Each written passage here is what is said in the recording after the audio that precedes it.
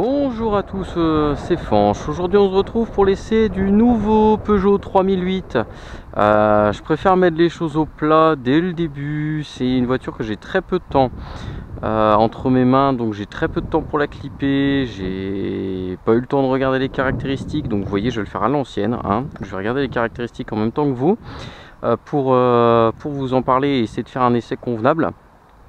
En plus on est sur un véhicule que personnellement j'affectionne pas du tout, hein, on va être honnête.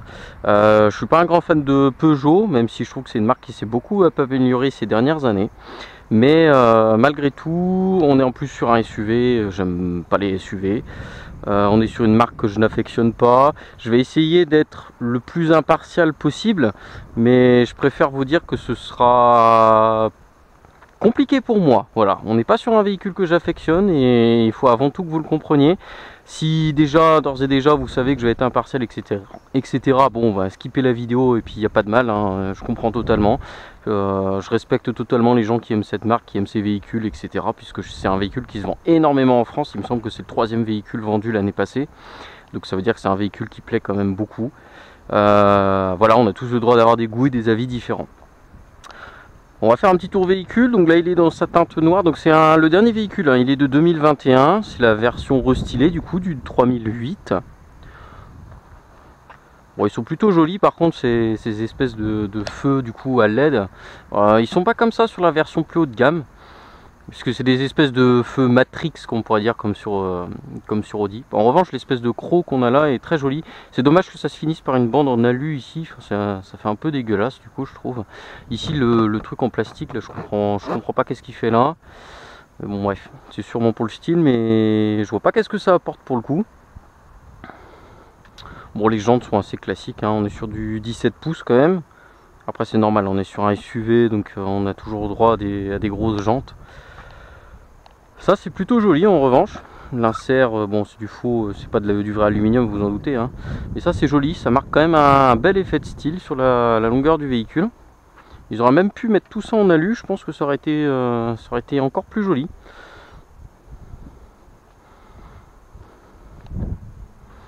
Bon, l'arrière, les feux sont très jolis. C'est bien travaillé quand même les feux avec les bandeaux comme ça, un petit peu en griffe, ça fait un peu en 3D, c'est très joli. Ah, par contre le pare-choc arrière, je suis désolé, c'est absolument immonde. On est sur un plastique à foison. Bon, je sais que c'est typique des SUV, hein, mais là, waouh, c'est vraiment pas beau, hein. Je suis désolé, mais là, je peux pas cautionner ça, hein. La caméra, bah, on la voit ici, elle est pas rétractable. Après, on la voit pas, hein. Franchement, de loin, ça reste très propre, hein. Quitte à être au niveau du coffre, on n'a qu'à le regarder, ce sera pas plus mal. Alors je suis désolé, comme je vous l'ai dit, vu que j'ai très peu de temps ce véhicule, je découvre les specs un petit peu en même temps que vous. En tout cas d'aspect comme ça il me paraît très petit, je vous le cache pas, pour la catégorie c'est pas énorme, hein. On est du coup sur un coffre de 520 litres jusqu'à 1482 litres. Bon, une fois que c'est rabattu évidemment, ça doit se rabattre du coup avec ça c'est très bien. Par contre de pouvoir rabattre directement rien qu'en appuyant les petites molettes là comme ça, c'est parfait ça. Ici il y a un double plancher. Oh la vache, par contre ça c'est cheap. Ah ouais, ah non, ça c'est cheap, ça c'est honteux ça. Ah non. Ah oui d'accord, alors en plus il y a des trucs ici qui partent là, ça sert à quoi? Ah, ils sont déjà cassés, ok. La voiture est neuve, hein. Ok, bon. On va passer, hein. Je vais pas m'attarder là-dessus parce que j'ai pas envie de casser d'autres trucs. Ok, bon bah c'est petit, hein. Enfin, franchement pour la catégorie c'est pas énorme. Hop. On va aller voir l'arrière. En revanche l'arrière est plutôt accueillant. Comme vous voyez il y a beaucoup de place. C'est plutôt pas mal. Hop. Non c'est bien. On est plutôt bien. Je vais fermer la porte histoire de me sentir plus à l'aise. Non franchement c'est pas mal. On a un petit accoudoir très grand, mais en fait il est pas petit, hein, parce qu'il prend la largeur du dossier. Ok, trappe à ski. Non c'est pas mal. Par contre la personne qui est au milieu, bah, j'espère qu'elle a perdu ses jambes avant, parce qu'avec ça c'est même pas possible en fait, hein. Ok. Non c'est pas mal. On a une garde au sol, enfin une garde au toit du moins, qui est immense. Hein. Franchement, là, on risque pas de taper sa tête. Hein. Par contre, le luminaire, il faudra m'expliquer pourquoi il est dans le coffre. C'est très bizarre ça. Hein. Pourquoi il est derrière? Oh la vache, ça bouge. Hein. D'accord, ok. On va pas trop toucher.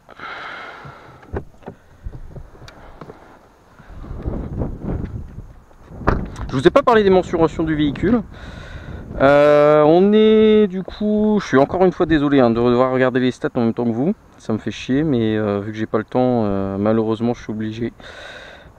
Du coup on est sur un véhicule de 4,45 m de long. Donc de la catégorie des compacts, hein, pourrait-on dire. Il fait combien de haut du coup celui-ci? Ok, ouais. 1,84 m de large et 1,62 m de haut. Ouais, typique d'un SUV. Là-dessus, il n'y a pas de surprise. Donc la trappe est située à droite sur ce véhicule-là. Ok. Donc on est sur des freins à disque, évidemment. Je vais vous montrer le compartiment moteur.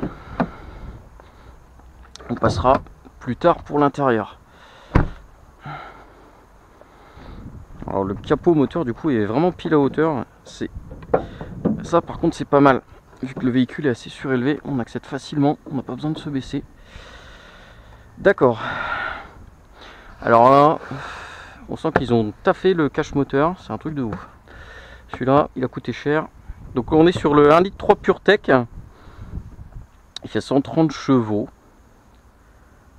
Je vous ai pas dit, mais on est sur une boîte méca, mais de toute façon vous le verrez une fois qu'on passera à la conduite. Ok, bah, tout petit bloc moteur, mais je trouve qu'il fait grand pour un 3 cylindres, mine de rien. Surtout pour un 1,2 litre. Il prend pas mal de place. Ok. Hop. Bon après Peugeot, on aime ou on n'aime pas. Je comprends ceux qui aiment, ça a un style quoi. Voilà, Peugeot a beaucoup développé son style, un petit peu avec ces espèces de crocs. Surtout là avec leur nouvelle signature lumineuse. Bon, il impose un peu, surtout en noir, je trouve que ça lui va pas trop mal. Plutôt une belle couleur. Bah écoutez, on va passer à l'intérieur hein, maintenant. Donc l'intérieur il est comme ceci. Donc on a un tissu ici qui est pas des plus jolis, je vais pas vous le cacher. Par contre il est très bien rembourré. Donc c'est plutôt agréable au toucher. Ici on a un plastique effet carbone qu'on retrouve un petit peu partout après dans l'habitacle. Une barre en alu qui elle est très belle par contre, qui est de très bonne qualité pour une fois. Ici on a des vides-poches, haut-parleurs. Alors ça par contre, ça je suis désolé, c'est pas normal. Comment vous pouvez oser mettre un bandeau Peugeot comme ça en plastique quoi? Mettez au moins un truc en alu ou en faux alu quoi, mais oh, c'est dégueulasse quoi. Ça c'est vraiment moche, je suis désolé, c'est pas normal. Regardez même tout ça, on voit tout le mécanisme là-dessus. Bref, voilà. Je vous ai dit que j'aime pas ces voitures là, mais c'est pas normal. Et après si je vous dis tout ça, je vous ai pas parlé d'un point essentiel, hein. C'est le prix du véhicule. C'est un véhicule neuf qui coûte quand même 33 000 € parce qu'on est sur la version active, j'ai oublié de vous le préciser. C'est 33 000 € neuf. Et tous ces petits détails là qui font que je me dis, mais pour 33 000 €, comment on peut vendre un produit avec tant d'anomalies, tant de mauvaise qualité? Moi ça me... Je suis désolé, hein, je comprends pas. Je comprends pas. Bon, en tout cas, les aérateurs sont plutôt bien finis. C'est plutôt joli d'ailleurs. Ici, l'espèce de piano qui est mis, c'est vraiment joli aussi. C'est plutôt bien assemblé, c'est bien foutu. Non, ça c'est joli. Bon, le bouton fait un peu de chipette ici. Là. On a l'impression que celui-là, je peux vous assurer qu'il tiendra pas les 200 000 bornes. Hein. Donc, on est sur une boîte de vitesse méca. Par contre, le paume est très joli. Hein. Lui, il est bien travaillé. Il y a juste le dessus qui aurait mérité d'être travaillé un petit peu mieux. Parce que gravé comme ça fait pas forcément joli, mais après autrement il est joli, il est agréable en main, c'est plutôt agréable. On a un piano black sur tout le pourtour, donc le piano black forcément c'est joli, mais on voit toutes les traces de doigts. On a des vides poches ici, alors je sais plus comment il s'ouvre celui-ci, je crois qu'il faut juste appuyer, il est très profond. Je sais pas s'il est réfrigéré, je crois pas justement, pas celui-là. Hop, ici on a un autre avec la boîte à gants qui est plutôt petit, enfin il aurait pu être un peu plus large quand même. Quoi dire d'autre? Bah écoutez, sur les options, hein, on est sur un véhicule moderne, donc c'est tout ce qui est le plus classique. Hein. Voilà la clé quand même. qui est normal, hein. Je crois qu'il faut faire comme ça pour retirer la clé. Hop. Pour l'allumer, attendez, je suis désolé, je mets ma Bible. Ah, je vous ai pas parlé du réservoir, on est passé à côté. Réservoir de 53 litres, ce qui est pas énorme en soi. Après, si le véhicule consomme pas trop, ça paraît cohérent. Moi, il y a quelque chose qui m'a beaucoup interpellé, et là c'est intéressant d'en parler, c'est le poids du véhicule. Le véhicule fait 1 tonne 320, ça me paraît vraiment très léger pour un SUV. Enfin, vous me direz en commentaire si j'ai tort, mais pour un SUV de ce gabarit, ça me paraît pas énorme. Donc ça par contre c'est plutôt cool, ça c'est de bon augure pour la conduite, parce qu'un véhicule léger ça reste toujours agréable à conduire. Alors, pour mettre le contact, je crois qu'il faut appuyer sur l'embrayage et le bouton start. Ok, c'est pas ça. Un appui long. Ok, bon, un appui long il démarre tout de suite, donc j'ai du mal à le faire. Donc on a le fameux iCockpit de Peugeot. Donc on a le tout petit volant qui est forcément plus bas. Et en haut on a cet écran digital avec un peu un aspect 3D. Ici on a un écran. Alors je sais plus combien de pouces il fait plus de 10 pouces je crois. Parce que si vous prenez la version de base, vous avez un truc un petit peu de façon trapézoïdale. Il est pas rectangulaire l'écran. Ça c'est l'écran haut de gamme en gros que vous avez quoi. Il est très joli hein, ceci étant. Il est assez réactif, c'est plutôt... Enfin, on s'y retrouve bien dans les menus, donc c'est pas trop mal. Là-dessus c'est bien. Bon bah pour les options, comme je vous l'ai dit, hein, on a les commandes au volant, régulateur limiteur, allumage auto des feux, essuie-glace, franchissement de ligne, siège chauffant, rétroviseur photochromatique. Bon bref, on a la panoplie habituelle. Ah si, autre chose que j'ai trouvé absolument inadmissible sur ce véhicule, je vais pas trop l'avancer. Ici là, on n'a même pas d'éclairage, si vous voulez, quand vous ouvrez votre truc. Alors, je vais mettre de là, ce sera plus facile pour vous de voir. On n'a pas d'éclairage. Généralement, on a un éclairage ici pour le miroir de courtoisie. Eh ben, on n'en a même pas, ça devait coûter trop cher. Enfin, c'est des gadgets, vous allez me dire, mais je trouve pas ça normal pour un véhicule de ce prix. Je sais pas si vous réalisez, un 33 000 €, c'est... À 33 000 €, vous avez ma Panamera, quoi. C'est... Et c'est autre chose quoi en termes de qualité, c'est autre chose en termes de motorisation. Alors oui, je sais, les gens vont dire oui, mais tu parles d'un véhicule d'occasion, alors que là c'est un véhicule qui est neuf. D'accord, mais faites vos choix les gars, mais non, moi je comprends pas. Franchement, même à titre de comparaison, je vais parler encore d'un véhicule que je déteste, mais je suis obligé de le dire. Vous pouvez avoir 2 Dacia Duster pour le prix de ça. Alors j'aime pas le Dacia Duster, mais je suis désolé, un Dacia Duster, eh ben, au moins il a le prix qui est cohérent par rapport à ses finitions motorisation.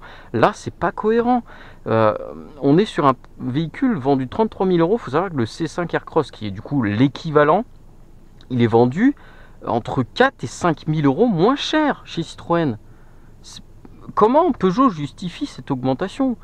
Bah, l'image, moi je vous le dis clairement, c'est juste sur l'image. Bref, je vais m'arrêter là parce que je vais continuer de le démonter et c'est pas normal. Enfin voilà, parce que je respecte hein, les gens qui achètent ce véhicule là, mais moi je suis un petit peu insane devant les prix de ces véhicules là quand je vois le niveau de finition, etc. Je trouve pas ça normal quoi. Mais bon, bref, on va passer à la conduite et puis on se retrouve tout de suite dans ce cas, les gars. À toutes.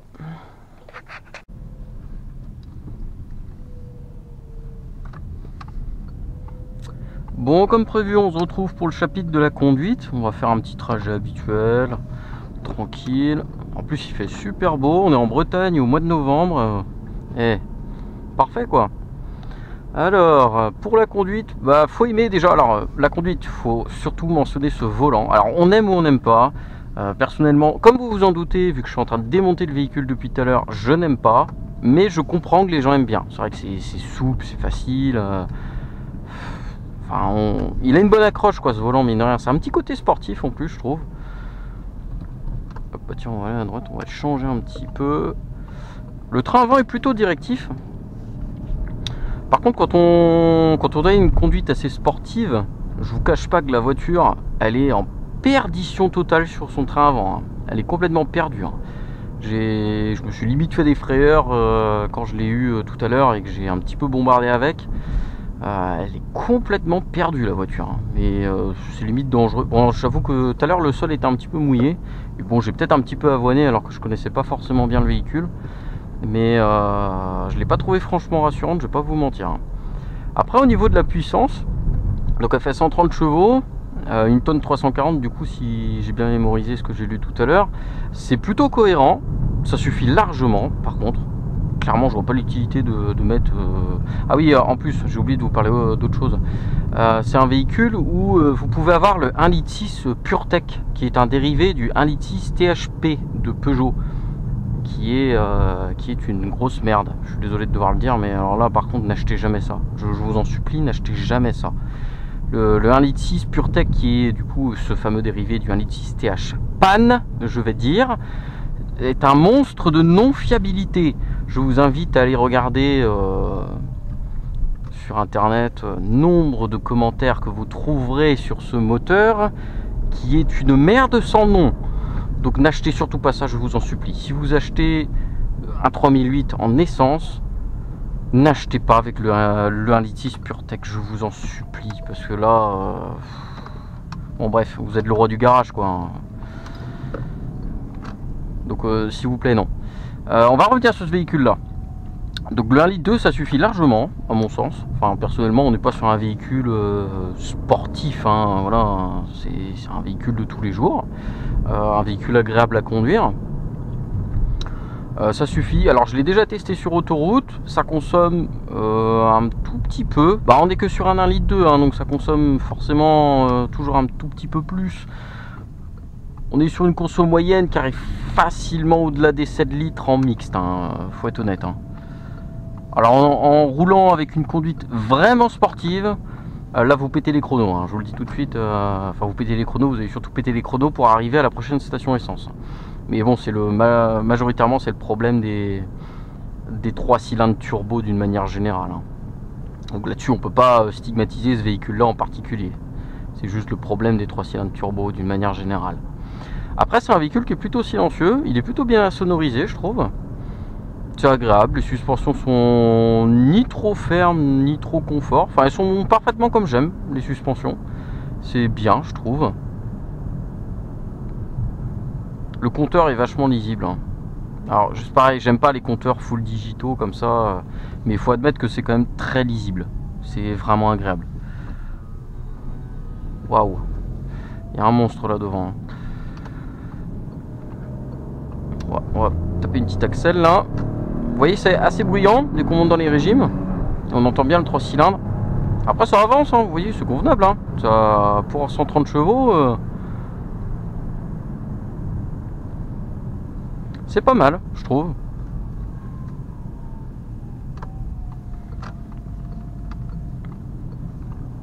Ça se prend très facilement en main. Bon, par contre généralement je crois que la majeure partie des 3008 sont vendus avec des boîtes auto. La boîte méca est pas mal, franchement elle est très souple, elle est plutôt incisive, enfin, on accroche bien ses rapports, on sait où on n'est pas perdu sur ses rapports, elle est plutôt bien, je la conseillerais. Je sais pas si elle est disponible sur toutes les motorisations, mais bon, je crois pas qu'elle est disponible d'ailleurs sur la 1.6 THP, que vous n'achèterez pas du coup suite à mon commentaire, j'ose espérer. Non, c'est plutôt pas mal. C'est une voiture qui se conduit bien au quotidien. Hein. Bon, le bruit moteur est assez présent finalement dans le compartiment moteur. Dès qu'on sollicite un petit peu, c'est vrai qu'on l'entend bien. Après, je suis désolé pour cet essai fait vraiment à la va-vite, qui est pas forcément objectif, comme je vous l'ai dit dès le début, parce que c'est pas des véhicules que j'apprécie, ni une marque que j'apprécie d'ailleurs. Mais bon, ça me fait plaisir quand même de faire cet essai-là. Je voulais vous le partager. Si vous avez envie de me démonter dans les commentaires, faites-le. Voilà, parce que je comprends, voilà, qu'on aime ce véhicule. Je suis pas en train de dire que c'est de la merde fondamentalement. Je dis juste que pour le prix, clairement, ça ne vaut pas son tarif. Voilà, c'est juste ce que je suis en train de dire. Mais c'est pas une mauvaise voiture en soi. Non, c'est agréable, ça roule bien. C'est vrai qu'on a cette position haute de conduite où bah, on voit bien la route quoi, forcément. Hein. Moi qui suis habitué avec des véhicules plutôt bas, ça change c'est sûr. Pour des jantes de 17, c'est vrai que c'est... Bon, généralement les véhicules qui ont des jantes assez grosses, c'est plutôt raide. Là en l'occurrence, je trouve que c'est plutôt agréable.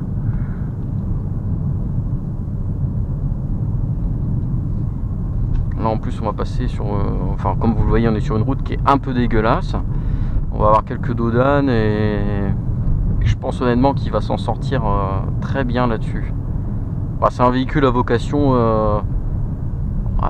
citadine, oui et non je dirais, mais c'est un véhicule ultra polyvalent. Et c'est le but, hein. On est sur un véhicule qui est quand même familial en soi, hein. Qui a un peu de gueule. Verdict. Ouais, non, ça passe bien, hein, franchement. Non, il est agréable. Ça relance bien aussi, dis donc, en deuxième. Hein.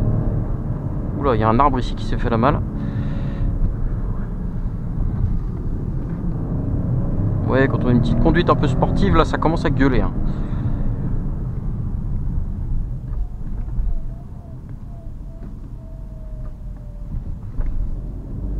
Oula, là, j'ai eu un énorme creux. Voilà, je sais que j'étais qu'à 22 ou 23 km/h. Hein. Mais alors là, j'ai eu un énorme creux à l'accélération. C'était un peu dégueulasse. Après, j'étais pas en régime, donc on peut pas trop lui en vouloir.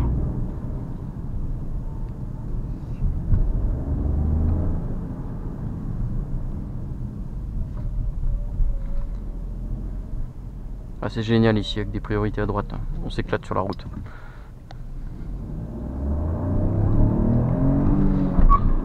Donc évidemment il y aura d'autres vidéos qui seront à venir. Le classique, le 0 à 100, l'exhaust, enfin bref il y en aura beaucoup d'autres. C'est pour ça que je fais très vite mon essai.